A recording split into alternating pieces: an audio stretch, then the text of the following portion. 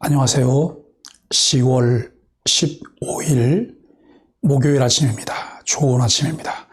말씀과 함께 새롭게 오는 소망의 아침을 시작하겠습니다. 잔느 귀용은 구원의 궁극적 목표는 하나님의 뜻에 전적으로 일치하게 되는 것, 곧 그리스도와의 연합이다라고 말을 합니다. 오늘 마가복음 16장 9절로 20절까지 말씀을 묵상하게 될 텐데, 오늘 마가복음 마지막 시간입니다. 오늘 우리는 이 본문을 통해서 설득과 회복 그리고 사명이라고 하는 주제로 은혜를 나누려고 합니다.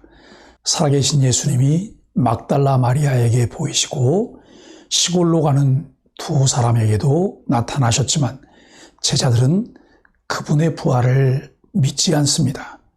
이후 11제자가 음식 먹을 때 주님이 나타나 그들의 믿음 없음을 꾸짖으시고 만민에게 복음을 전하라 하십니다.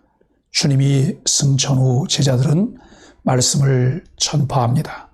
신앙생활하며 언제나 떠나지 않는 선한 부담이 있습니다. 그것은 전도와 선교입니다. 전도와 선교는 모든 믿는 이들에게 주어진 사명이며 의무이고 복입니다. 온 세상을 위하여 나 복음 전하리. 만 백성 모두 나와서 주 말씀 들으라. 죄 중에 빠져서 헤매는 자들아, 주님의 음성 듣고서 너 구원받으라. 전하고 기도해 매일 증인 되리라.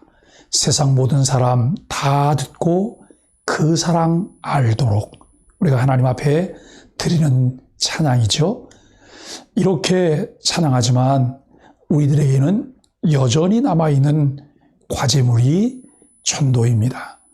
눈으로 보는 것만 믿는다면 그것을 참된 믿음이라 할 수 있을까요?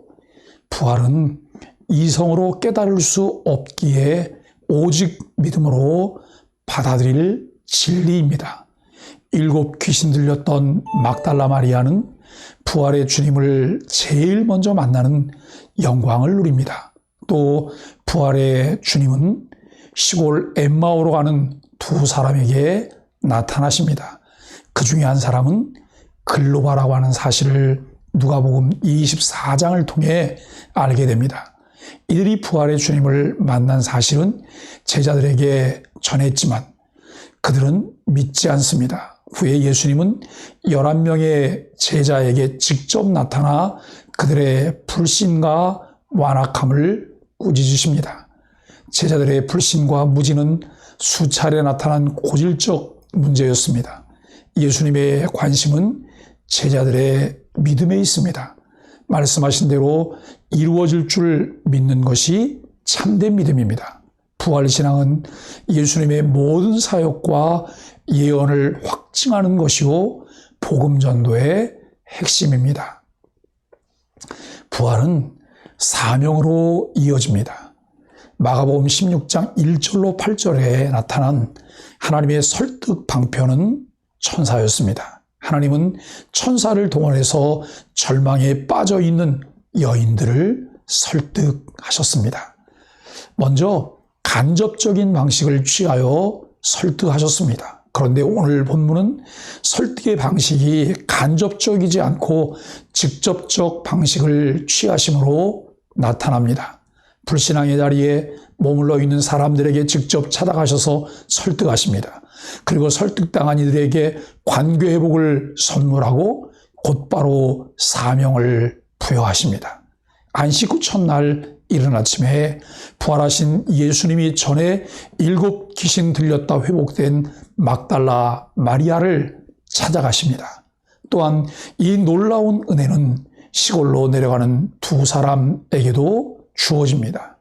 놀라운 사실은 부활하신 예수님을 만난 사람들은 하나같이 그들을 무기력하게 만든 모든 슬픔과 눈물을 멈추게 되었다라고 하는 것이죠. 그리고 절망과 좌절, 그리고 불신앙으로부터 회복되었습니다. 더 나아가 다른 사람들에게 예수님이 부활하신 것은 거짓이 아닌 사실이라고 부활을 전합니다.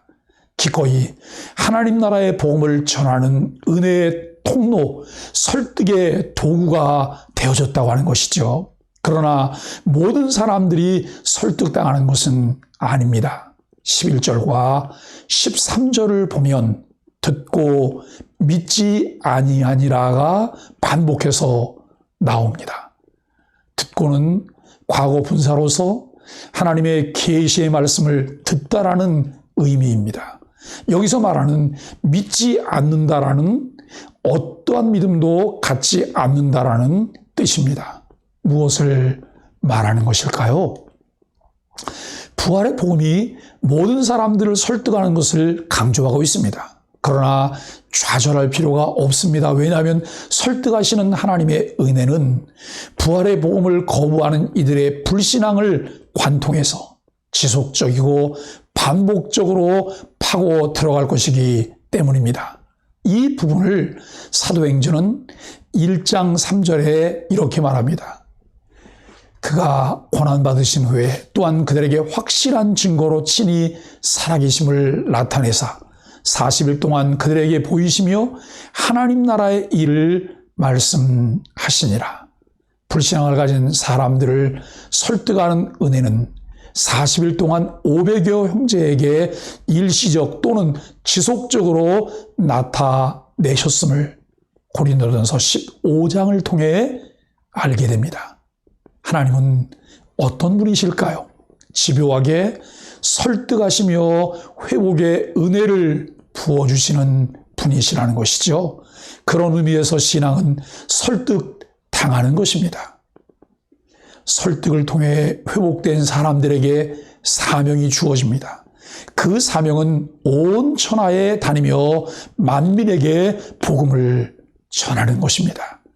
예수님은 당대의 사람들이 알고 있는 세계와 오는 세대를 포함해서 모든 지역과 민족에게 복음을 전하는 사명을 부여하셨습니다.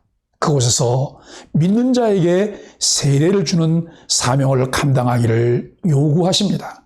이렇게 사명을 감당할 때 믿지 않는 자들은 정죄를 받게 될 것이고 믿는 자들에게 표적, 즉 기적과 경이로운 일들이 일어날 것을 약속하십니다. 그렇다면 이런 일들이 현재를 사는 우리들에게도 나타나는가라고 하는 것이죠. 결론적으로 말하자면 믿고 순종하며 사명을 감당하는 이들에게 이런 일은 여전히 발생되어지고 발생한다는 것입니다. 왜냐하면 부활하시고 승천하신 주님이 하나님 우편에 앉아 예수님 당신이 행하셨던 일들을 믿고 순종하는 이들을 통해 드러내고 계시기 때문입니다. 하나님 나라는 주권에 순종하는 백성을 통해 지금도 여전히 구현되고 확장되고 있습니다. 본문 20절에서 그 근거를 제시합니다. 제자들이 나가 두루 전파할세 주께서 함께 역사하사 그 따르는 표적으로 말씀을 확실히 증언하시니라. 하나님은 사명을 감당하는 우리를 통해 이 일을 이루어가기 원하십니다. 그 일은 무엇일까요? 주님이 제자들에게 위임하신 만민에게 복음을 전해야 할 사명은 예수 그리스도를 주로 믿고 고백하는 모든 사람들에게 주어진 것이라는 것이죠. 예수님의 공생의 사역은 하나님의 복음을 전하는 것이었습니다. 복음 전도의 목적은 믿고 세례를 받아 구원에 이르게 하는 것입니다. 믿는 자들에게는 놀라운 표적이 따를 것입니다.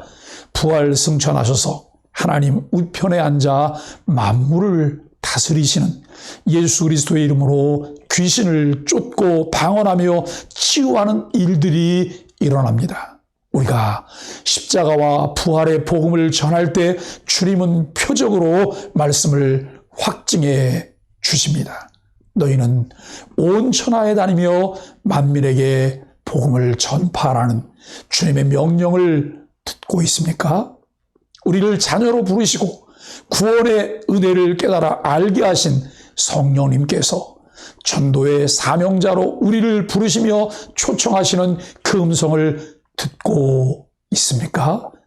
때를 얻든지 못 얻든지 항상 힘쓰라고 하신 말씀에 순종하며 이웃들에게 복음 전도와 열방을 향한 선교의 기쁨을 함께 누리게 되기를 주님의 이름 간절히 축복합니다.